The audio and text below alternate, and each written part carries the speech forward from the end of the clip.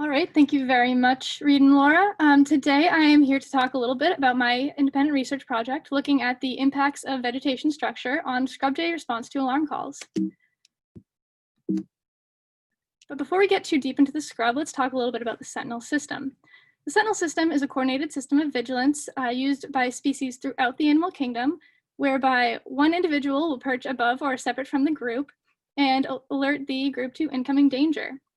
While this may seem like a selfless position, as the sentinels facing some increased risks being separated from the group, and as they do tend to draw attention to themselves when they do things like give alarm calls, the selfish sentinel hypothesis suggests that the sentinel actually gains from being in such an exposed position. For instance, sentinels are often the first ones to see an incoming predator, and for species like our scrub jays, who face an increased risk of being depredated by ground-based predators, when they perch above the group, they are no longer at risk of being as much at risk of being depredated by ground-based predators. Now, sentinels rely on both auditory and visual cues to detect incoming predators, and after detection, the sentinel alerts the group members to the oncoming danger in a way that elicits an appropriate response. For instance, many species like our scrub jays have different alarm calls for aerial predators versus ground-based predators, and those alarm calls elicit either a flush or an attack response, whichever is more appropriate for the situation. Now, different environmental factors impact how far and how well sound like these alarm calls travel through the environment. Vegetation structure, humidity, weather, height of the signal and receiver, and more all affect how well sound travels through the environment by impacting rates of signal degradation, which is the rate at which the sound quality is reduced, and attenuation, which is the rate at which sound volume is reduced. Individuals use both sound quality and volume to determine how far away the source is. This can be especially illustrated for attenuation by looking at the inverse square law. The inverse square law states that in an ideal listening environment, every time the distance between the signaler and receiver is doubled, the sound that the signaler is making will be reduced by about 6 decibels. I present this here to drive home the point that sound volume decreases as distance increases. How this might work for our scrub jays is a little something like this. If we have our sentinel scrub jay up here alerting to an oncoming predator, these scrub jays that are closer to the sentinel will hear the alarm call as loud, whereas the individual who's farther away from the sentinel will hear it as less loud. Or to think of it another way, the farther, quieter sound sounds like it's coming from farther away. And I should note here that while the Florida scrub is not a perfect listening environment, studies on sound transmission through the scrub here at Archbold have actually showed that vegetation and whatnot have a minimal impact on how sound attenuates when it travels through the scrub. Looking a little bit closer at our Florida scrub habitat, it is a habitat type that is found throughout the peninsula of the state. Florida scrub is a fire-dependent ecosystem, and areas like Archbold Biological Station use controlled burns to mimic a natural fire regime. And these controlled burns create a mosaic of habitat structures as a result. So if we look here at this picture, you can see just how variable the vegetation in the scrub can be. From on the left, we have much lower, more open vegetation, and as you scan all the way to the right, you can see it gets a little bit denser, all the way up into that tall, dense oak thicket. This mosaic of habitats provides the perfect home for many endemic species, like my focal species, the Florida scrub jay. Florida scrub jays, like many species that are found in the scrub, are a federally threatened species. They are highly social, with breeding pairs defending familial territories. Each family group consists of the breeding pair and often several helpers, as well as any young that has survived the year. As highly social birds, Florida scrub jays utilize a sentinel system. When out foraging, an individual will often perch above the group and alert to oncoming danger, as we mentioned earlier. Though Florida scrub jays inhabit most areas of the Florida scrub, from the open areas that I showed you earlier all the way up to those dense oak thickets, they show a preference for open habitats that have been burned between 5 and 15 years prior. In general, when scrub jays are foraging, they have been shown to spend less time foraging in more dense habitats compared to more open habitats for the same amount of food. So knowing what I do about the Florida scrub, the vegetation structure, and scrub jays' use of the sentinel system, I pose the question, Does vegetation density affect Florida scrub jay response to their conspecific alarm calls? In general, I believe that Florida scrub jay response to alarm calls would vary across habitats due to their increased wariness in dense habitats. Specifically, I thought that scrub jays in dense habitats would be more likely to pause and alarm and flush in response to lower volume alarm calls than those in open habitats due to their wariness and due to the fact that generally speaking, lower volume calls may be coming from farther away.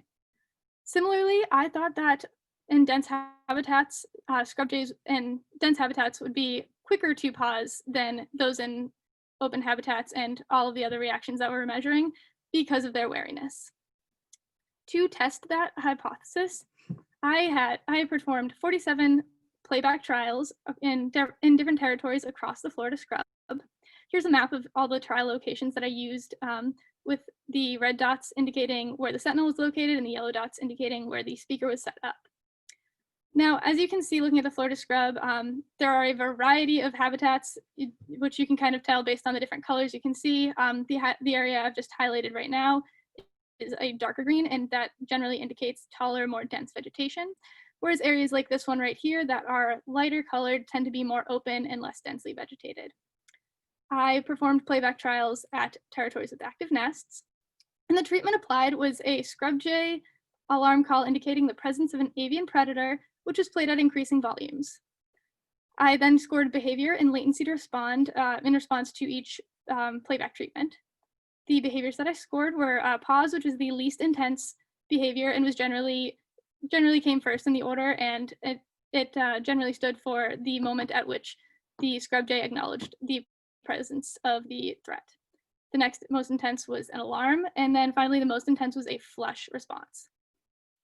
I also recorded additional information at the beginning of each trial, such as different details about weather, humidity, wind speed, the nesting status of the group, the number of birds present, and so on, in order to have a full picture of what was happening in the trial. So this diagram here is a diagram representing what the setup of the trial looked like. I went out into territories with active nests, and when I found a foraging group, I located their sentinel. I then waited until a new sentinel appeared so that I could know exactly how long that sentinel had been up throughout the trial. I marked that as the start sentinel time, and then I estimated 30 meters from where that bird is perched, where I set up a speaker 1.5 meters off the ground, either on top of a 1.5 meter tall PVC pipe, or in areas where it was possible, generally more dense areas, on a natural perch. Playback began following setup. An audio file containing an alarm call repeating 3 times over the course of 1 minute, followed by 1 minute of silence, was played 4 times at 20, 40, 60, and 80 decibels. This was played until the scrub jay flushed. The increasing volume was again meant to simulate the threat moving closer to the scrub jay. And the trial ended when the sentinel flushed, regardless of what volume it was that was at. Following flush, I then waited until a new sentinel or the same sentinel reappeared, at which case I marked that time as well. And if no sentinel reappeared after 10 minutes, I marked that as that territory as a no return and did leave. So I should note that in all trials, both a pause and a flush occurred, so in all 47 trials. However, in only 11 trials, there was an alarm. Therefore, any statistical results related to the alarm category may be skewed due to the low number of alarms. And in general, there was a greater proportion of responses at lower volumes, but there did not appear to be any significant relationship based on habitat type. Since there was no significant relationship between habitat type and the proportion of jays responding, I decided to look at some of the other factors that I had recorded at the beginning of the trial. Right here, you can see just a few graphs about the proportion of response to playback related to each territory's reproductive status. And overall, scrub jays on eggs tended to be more responsive than scrub jays that had nestlings. This is especially true and significant for the alarm statistic and the flush statistic, which both seem to have a strong relationship. And this might suggest that scrub jays are warier when they're on eggs than when they have nestlings. I also looked at the proportion of response in relationship to the group size, so the number of scrub jays present during the trial, which ranged from 1 individual all the way up to 6 individuals. And overall, scrub jays appeared to be more responsive when there were 3 scrub jays present or less compared to when there were 4 or more. This is especially true when we look at their rate of pausing, which seems to be related to the number of jays present. I also looked at latency of responses, and overall, there was no relationship between latency to respond to each alarm call. In general, scrub jays in dense habitats tended to respond quicker, but there is no statistical significance to this relationship. I also looked at latency to return based on vegetation type, and while scrub jays in denser habitats tended to take longer to return to their perch, to sentinel, there was, again, no statistical significance to this relationship. So to recap our predictions, while I had initially thought that scrub jays in dense habitats would be more likely to respond at lower volumes and more likely to respond more quickly than those in open habitats, none of these predictions had any statistical significance, which suggests that vegetation type and vegetation structure does not necessarily affect how scrub jays respond to alarm calls. In contrast, when I compared some of the other variables recorded at the beginning of the trial, I did find significance related to group size and reproductive status, where in general, scrub jays in groups of 3 or less were more responsive than in 4 or more.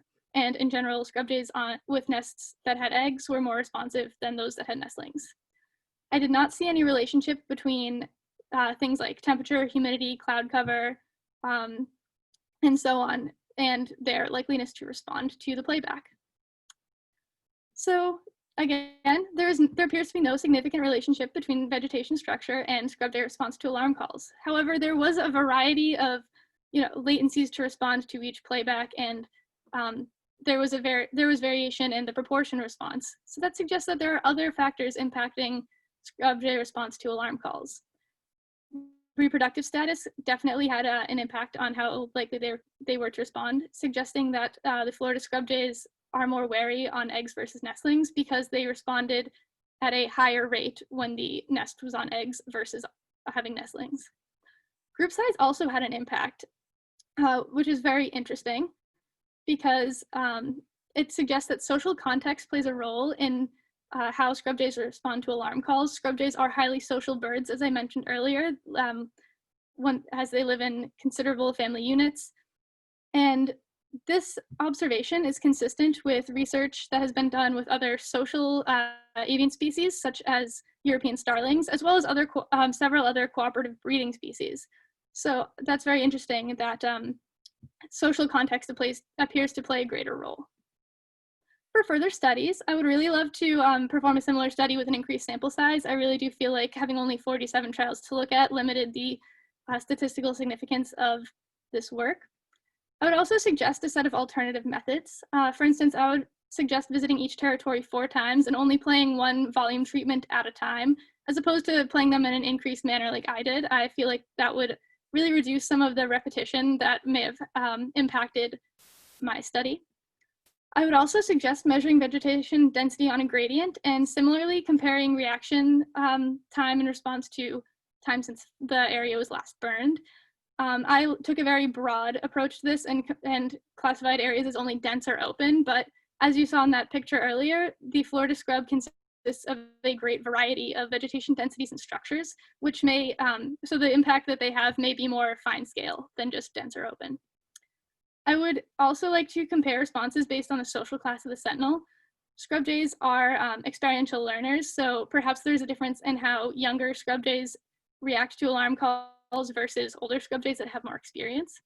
And finally, I'd really like to look and compare sentinel responses in the breeding season versus the non-breeding season. So I looked at responses in the breeding season, which for scrub jays is from March till June. However, this is actually a time where there's a very low activity of aerial predators like hawks, and I was using an aerial predator alarm call. In contrast, past studies have suggested that since peak hawk migration over the Florida scrub happens in the fall, scrub jays have a higher they're more alert and vigilant towards aerial predators. So I think that would be a very interesting comparison. I'd like to thank everyone here in the Bird Lab, Reed, Angela, Becky, Meredith, Young, and all the other interns for this experience. It's certainly been a weird time this year, but everyone here has just made it super fun and super educational, and I wouldn't imagine doing this with anyone else. I'd now like to open up the floor for questions that you may have. Thank you, Talia. It was wonderful. We've got a few questions in the Q&A, so I'll read them for you and let you respond. So the first question is, did the sentinels return to the same tree or branch? Sometimes there was a lot of variation there. Some actually, when they flushed, when they came back up, they flew to the speaker, which was interesting. But I also looked at that kind of as an aside and didn't see any pattern to where they responded at all, or where they returned to Sentinel at all. Another question was, do you have any explanation for why the birds may be warier when they have eggs rather than nestlings? Well, I'm no expert, but just thinking about it, nestlings do have, I mean, eggs can't really defend themselves, to be frank, whereas nestlings do have some defense mechanisms. They have their own beaks and their own claws, so perhaps it's that they're going back to protect their nest rather than leaving their nest completely exposed, but I am no expert on that. Another question is, did birds show greater wariness, tend to flush when on eggs than when on nestlings? If so, would this reflect the bird's greater attachment to nestlings than to as of yet unhatched eggs? Yeah, so territory, or I'm so sorry. In every trial, it did end with a flush. So based on, let me go back to this graph right here if I can. Sorry about this. Yeah, they did appear to be more likely to flush on eggs versus on nestlings. However, that might have been slightly, that could be related to just the time of the breeding season that I happened to visit each of these territories. I didn't necessarily intentionally go to 50% nest on eggs and 50% nest on nestlings. So that might have been a little bit skewed, but perhaps there could be some attachment there.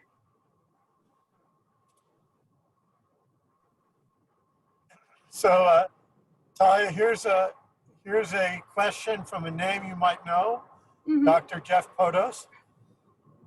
Do you think that the difference in visibility in the closed and open habitats might have influenced the response? For example, with birds tending to be more skittish when they can't see very far ahead of them. So yes, that is generally why I believe that they are warier in denser habitats versus open habitats, because in dense habitats, they have to rely on only auditory cues. So they only have, that one sense to rely on, whereas in open habitats, they can rely on both their vision and their auditory cues.